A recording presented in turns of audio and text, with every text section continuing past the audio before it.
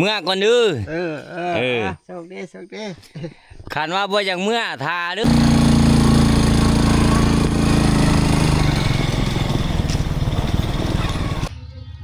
นี่ประมาณ6กองทุกคนเลยนี่ในผู้เล็กผู้น้อยเนี่ยปั้นกันกินไหนมากก็ดี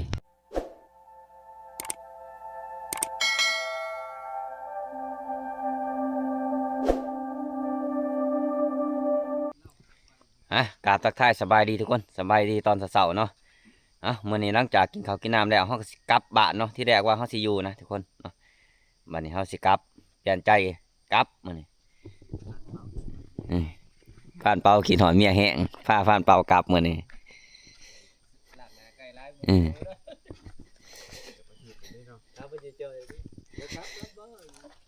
จุกกรูบ่กลับบ่มื้อนี้สิกลับบ้านได้มื้อนี้กลับบ้านบ้าเอาบ่เป่าเมื่อฝากเนาะเป่าปิ้งกบปนกินข้าวแล้วจังสิเมื่อนะเพิ่นจอย1ข้าว2หัวที่แรกว่าสิไปครัวก็ได้ว่าบ่เป่าว่าอยากกลับบ้านแบตเพิ่นเบิดแล้วเพิ่นบ่มีแบตก็ได้เมื่อนี่แหละเฮาโอ้ก็บ่กุดมานอนเผาคืนนี่แหละนี่เอานี่บ่สัญญาข่อยมอบเจ้าเด้อนี่เด้อเอาท้ายรถ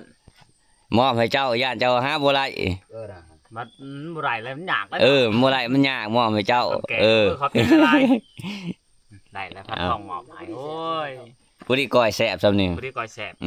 ทางอ่อนเฮาก็สิมาปลูกบักทั่วบักแตงก่อนทุกคนนี่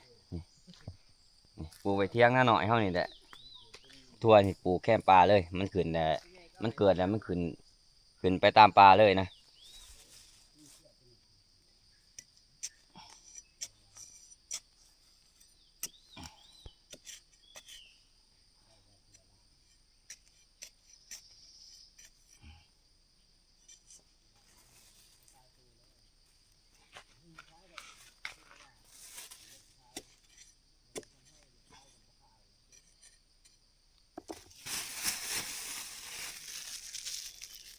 ตัวนี้หมักแตงกิ่ง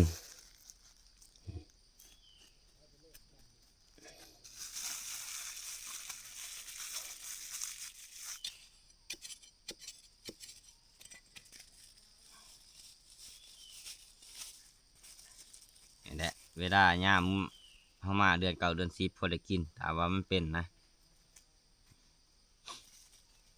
อากาศมื้อนี้ก็ครึมๆและอากาศมื้อนี้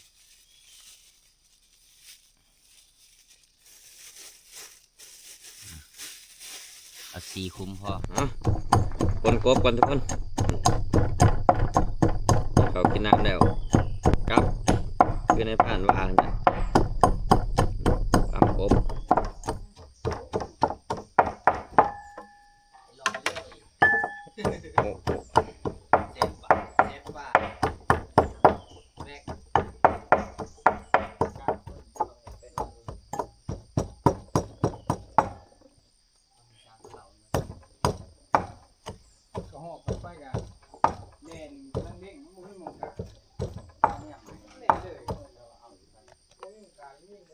นี่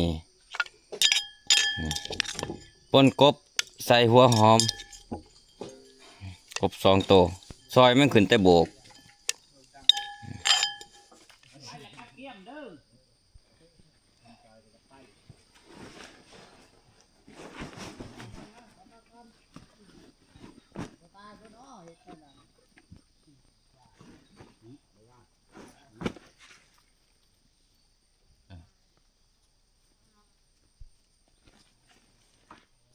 มันนี่หากินข้าวกินน้ำกันทุกคนเลยกินข้าวแล้วก็สิกลับบ้านคือวานนี่ทุกคน10 ปีลำ20 ปีลำเห็นองค์มายามมังทุกคนเขาขึ้นเดาเห็นเจ้าเธอเดียวมากินข้าวน้ำกันมื้อนี้ข้าวเสาเฮานี่ปิ้งแน่นแหงยุบตอนใหญ่นี่ต้มคือนี่ตัวนี้ปนกบซอยมันขึ้นจากโบกนี่นี่ขาดบ่ไรก็คือนี่แหละ หน้าฟ้าน มา ถ้าอยู่เที่ยงเด้อ เออ อีก2 วันสิมาเมื่อก่อนมื้อนี้ อ่า เอาแลดเมื่อขายก่อน เออ เพราะแหล่เงินแท่งดี ด้วย มันเข้าว่าไปได้ เปิดสนาหัวใหญ่ เราเทิง แม่นไหมแม่นไหมขันใหญ่ซ้ำกลางบ่เอาเลยเนาะขันใหญ่ใหญ่ขับฝ่าเลยเนาะไปทางใดมันก็สับโปะสับไปบ่ได้ เนี่ยประตู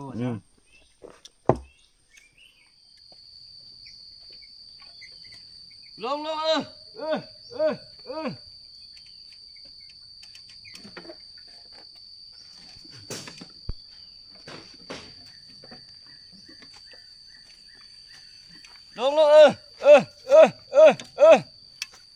บัดนี้ทีมงานเขาก็ออกไปครัวเบิดเลยส่วนในผ่านก็สิกลับบ้านกับเป๋านะรอน้องมาก่อนมึงลงไปกับทีมงานหัวหน้าใหญ่เมื่อก่อนเด้อ เออ เออ โชคดีโชคดี ขันว่าบ่อย่างเมื่อทาเด้อประมาณ2 มื้อ3 มื้อเด้อ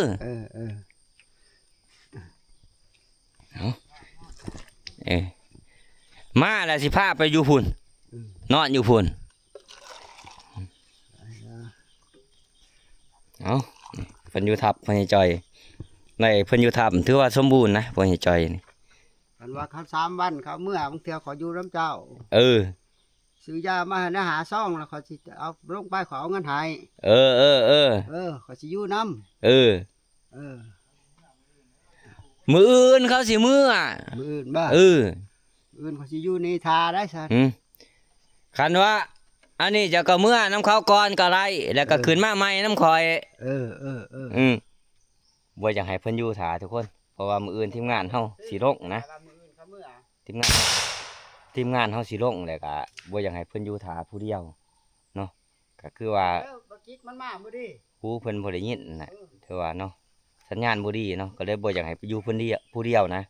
บางทีก็พานใหญ่สิขึ้นมามื้อนี้ถ้าว่าพานใหญ่ขึ้นมาก็จะให้เพิ่นอยู่ถากับพานใหญ่เนาะ เขาสิอยู่กับมัน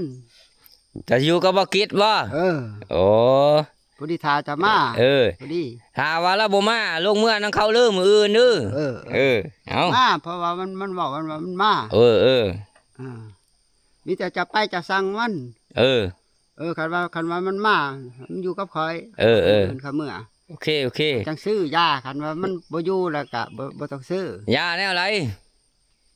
หาอันนั้นนี่แหละก็อยู่2 คนครับมันบักจิกเพราะมันขึ้นมื้อนี่เอา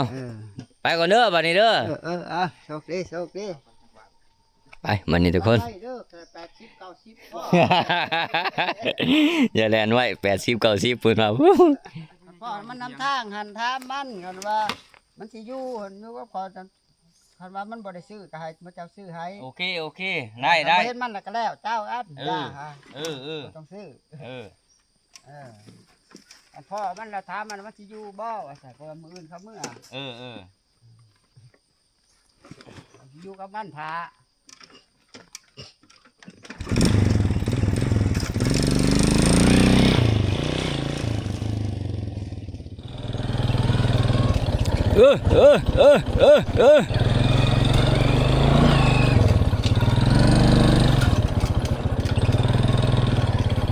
ไปมานี่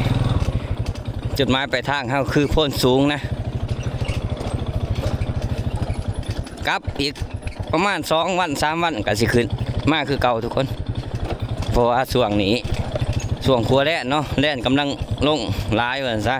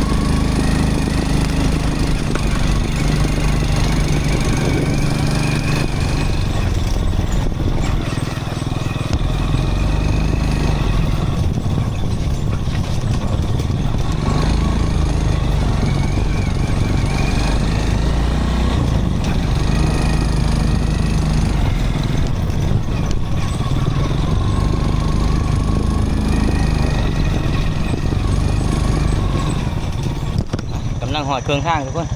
หอดหวยละหังนะนี่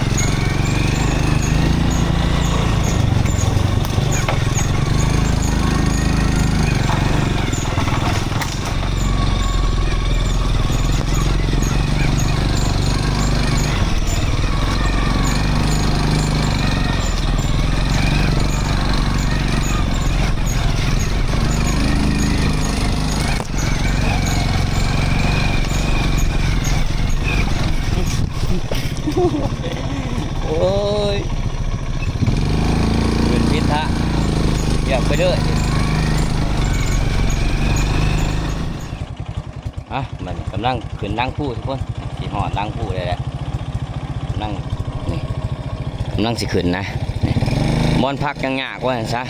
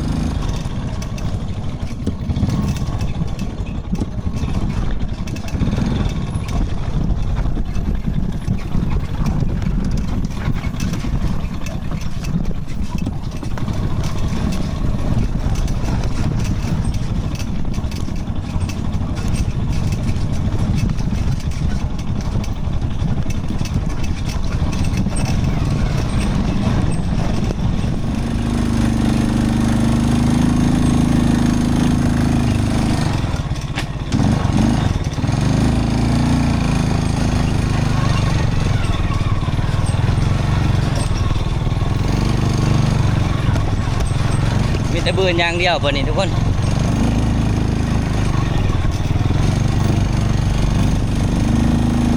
บืนคือนั่งผู้วิดบืนแต่ก็หอดด้วยนะบนนี้หอดมาจอดรถเฮา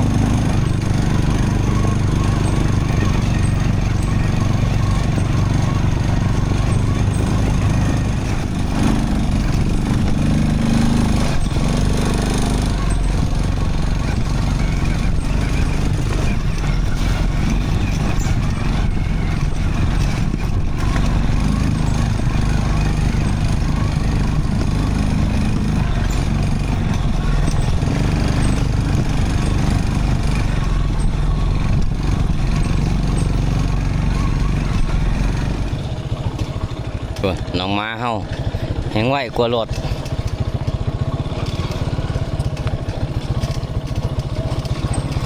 เอามันจอดรถแล้วบัดนี้ทุกคนตูบลงก่อนนะพักผ่อนกันเด้อตูบเด้อนี่คิวจอดรถถามมาเป้ากันมาเป้าพันยางมาขืนหัวผู้ในพันยางส่วนในพานกับคอยขี่มาเนี่ยเพราะว่าขี่ซองเมื่อไรเอาขืนบืนผู้ซะเป็นอันน้ำมันรถเมื่อนำกันทุกคนเลยถ้าเขาปลาไว้แนวนี้เมื่อไรนะยางเขาเจ้าลักจูไปเนาะ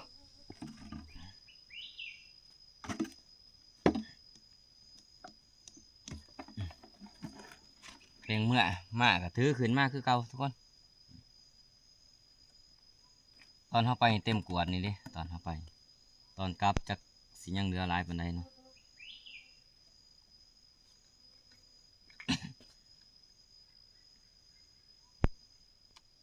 นี่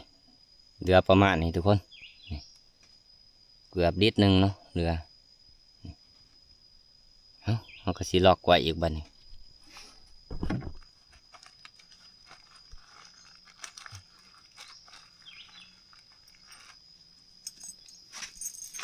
กุญแจบอสัญญา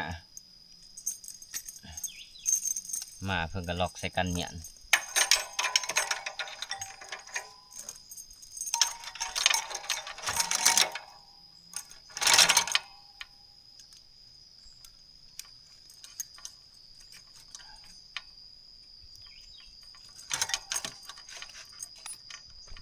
ไปวันนี้ทุกคนกลับบ้านเนาะตูบลงก่อนนะลงมาหอดตีนผู้กะผู้นี้พ้นดังมาผู้ดีทุกคนเลยแค่นี้แต่ว่าลงวิทย์ผู้เลยเนาะเขาใส่เวลามาตั้งแต่เที่ยงหน้าหน่อยเขามาหอดตีนผู้นี่กะใส่เวลาอยู่1 โมงปลายนะเพราะว่าเขาออกมา8 โมงเนาะหอดดังผู้นี่9 โมงปลายทุกคน9 โมง 14 นาทีนี่ฝนตกมาแหละตกมาแต่ทั้งนอนตะลุง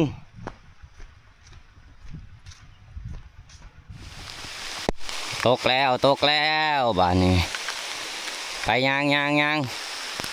ตัวเพียยางบดียางน้องม้าเขาจะไปใส่เบิดแล้วบ้านเห็นแต่2 โตยังบักตูบก็บักลงนะมาหอดว่านฝนตกทุกคนมันว่าสิตกแต่ว่านนี่พุ่นกินเขาเกือบบ่แล้วว่านนี่บ่ตกไหลกายเฉยเอาถือว่าเขาลงมานี่ก็ประมาณ2 วันที่3นี่ก็สิขึ้นไปขึ้นอีกหาขัวแล่นเนี่ยหลักๆแล้วเพราะว่าฤดูการขัวแล่นเนาะแต่ว่าล่าหมูนี่ก็อดเอาก่อนทุกคนเลยเอาก็ยังบ่ทันอยากล่ามันปานใดเพราะว่ามันด่ายากมันแห้งมันแดงตอนนี้เขาก็กำลังหอดหมู่บ้านคำเตยนะโอ้แพะลายเลยบ้านคำเตยบริเบิ้งมาไหมโอ้มีแต่อยากเห็ดแบะเขาเลยนี่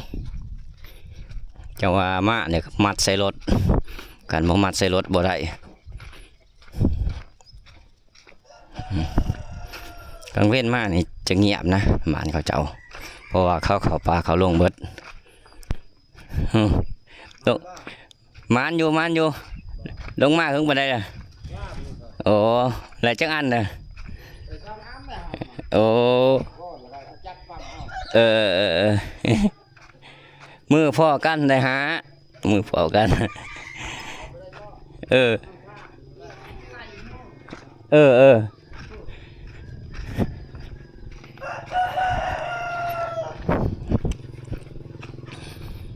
โอ้ยนี่หมู่บ้านเพิ่นมาขุดนี่เราออกแห่งงานด้วยฟังทอเป็นคลองน้ำนะ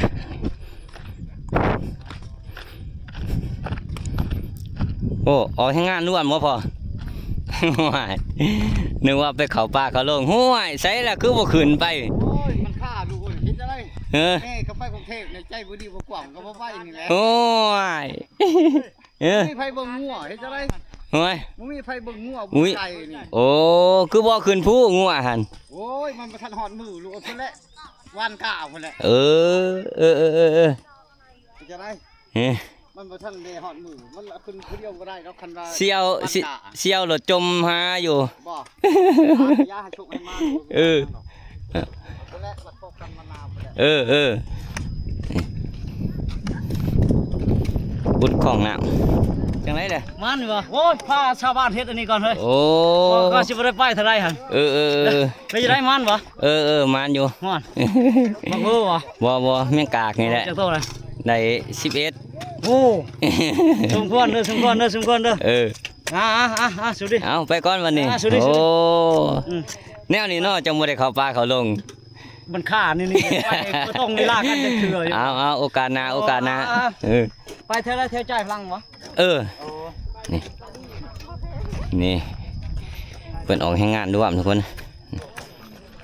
ตอนนี้กำลังมาหอเทือนพันใหญ่ตอนนี้เมืองพันใหญ่ก่อนอยู่หรือไปห่วยมาแล้ว มัน เออพอไรอยู่ใส่แล้วพันใหญ่ ผ่านใหญ่กับเมื่อปะ โอ้พันใหญ่เมื่อวาน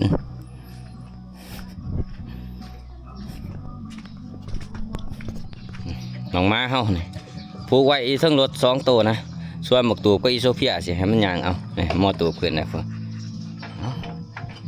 ยางเอาว่าตูบหรือสิขึ้นเอาเดี๋ยวขึ้นน้ำกันนี่แหละไปขึ้นไปขึ้นในจะต้นเด้อ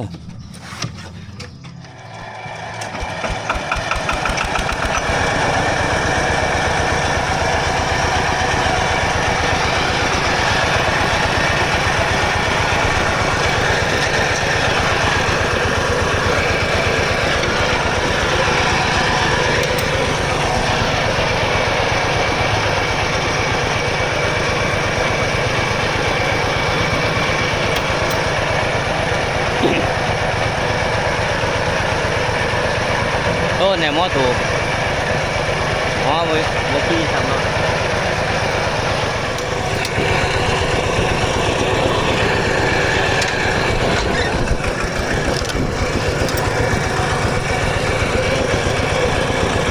ตายวันนี้ไม้ไปทางพุ่นสูงเฮาพุ่นแหละเพื่อสิฮอนนี่โอ้ยก็ใกล้เติบเลยทุกคนรถก็รถบุรีน้อยครับ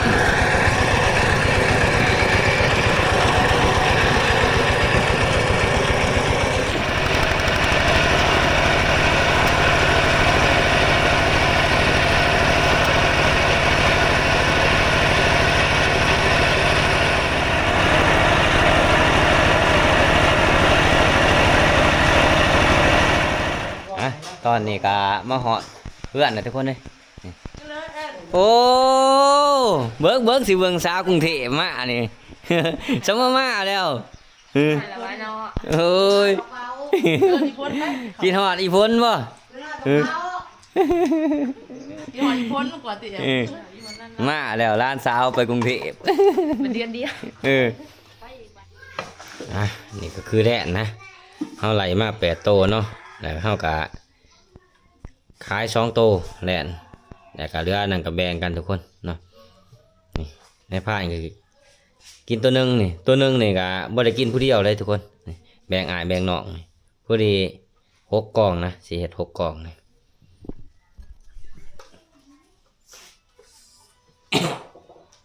ใส่มันเอาไว้นี่ก่อน ชักไปสิวะ ซักจะได้ฉันมันตัวหน่อย6 กล่องเอาเลยกินหน่อยเดียวกับสร้างมัน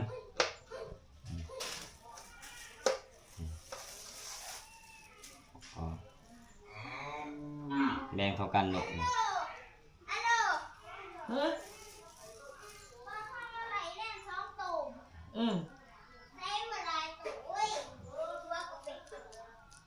คล้ายแต่คล้ายตัว หัวมันนี่แหย่ไว้ก่อนขามัน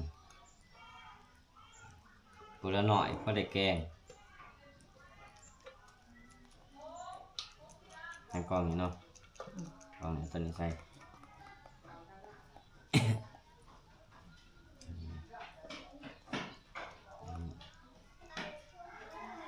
ยังไงล่ะ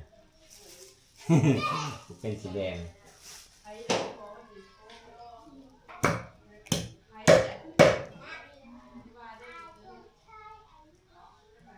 ซ้ำอะไรนะ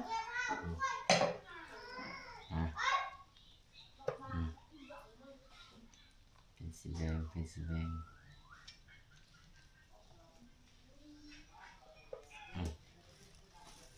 6 กล่องตัวนี้ห้าเอาเองคล้องเนี่ยเอาเอง